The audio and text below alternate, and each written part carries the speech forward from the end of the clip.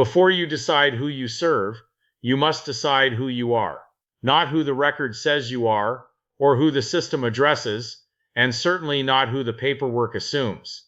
Christianity was never a registration, it was a state of being, and once you see the difference between a man and a thing, you cannot unsee it. The New World Dictionary of American English, 3rd College Edition, defines Christianity with a simplicity that should sober the modern religious world. Christianity is defined as the state of being a Christian. It is not defined as an institution, a legal status, or a cultural membership. It is a state of being. That definition alone exposes the confusion at the heart of modern churchianity, in that it is a system that operates comfortably inside the same secular legal framework it claims to transcend. There are two realms at work in the world, and they are not the same.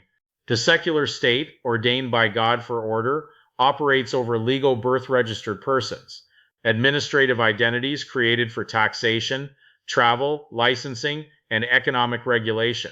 That system does not govern the man or woman created by God. It governs what is registered. Jesus never disputed the existence of civil authority. He simply refused its ownership over the soul.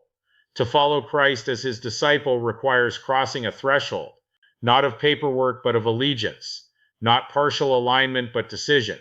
Christ did not offer a hybrid identity. He said plainly, all or nothing. A man or woman cannot serve God while remaining inwardly bound as a consenting agent of a secular legal construct. That is not persecution. It is contradiction. The Apostle Paul stated it without ceremony. For if a man think himself to be something, when he is nothing, he deceiveth himself. Galatians 6:3. A legal person is a something. It is an administrative thing. It is a created instrument of law. A man or woman is not a thing. They are no thing. They are a living soul. One is animated by record, and the other animated by breath.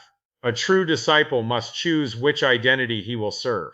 Either a man or woman, created by God, living in the world but not of it, or a legal person, an artificial construct, operating fully within the secular system as an implied agent. The choice is elective and unforced. It is a decision of conscience, mind, and heart, and like all real separations, it is not casual. Divorce of any kind requires a hearing. A line must be drawn. A judgment must be rendered. Christianity is not rebellion. It is clarity.